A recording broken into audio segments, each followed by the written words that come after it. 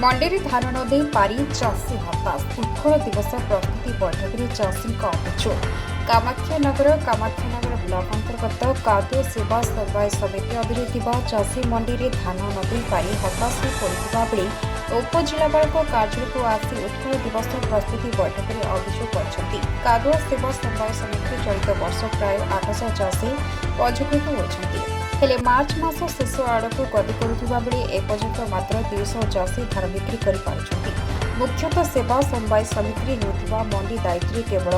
पंचशाखा rice mill को धान किणवा को धार्य कर प्रत्येक मंडी में 1500 मेट्रिक टन धान किणवा परिवर्ती 300 ରୁ 400 मेट्रिक टन धान किणवा पर आ मंडी को मिलर जीवार नाम धरुनी जनवरी मासरे आसिथिबा टोकन मार्च मास अधा पर्यंत सरी नथिबा बेले फेब्रुआरी मासरे आसिथिबा टोकन एबे प्रबत होबाकू बसलाणी एसबू दृष्टि संपृक्त चाषी ढेंकानाल जाई जिलापाल अभियोग करने पर थरे मात्र धान उठाई मिलर चुप हो जाए हारस होगापर बुधवार संपृक्त चाषी पूर्वाह्न 11टारू उपजिलापाल कार्यालय को अभियोग करने को आसी उपजिलापाल अपेक्षा करते अपराह 3:30 उत्कल दिवस प्रस्तुति बैठक आरंभ होगा समय चाषी मैंने बैठक मध्य को आसी अभियोग करते तेज चाषी धान किपरि सुरुखुरु हो पार से दिगरे प्रशासनिक स्तर में गुरुतर होती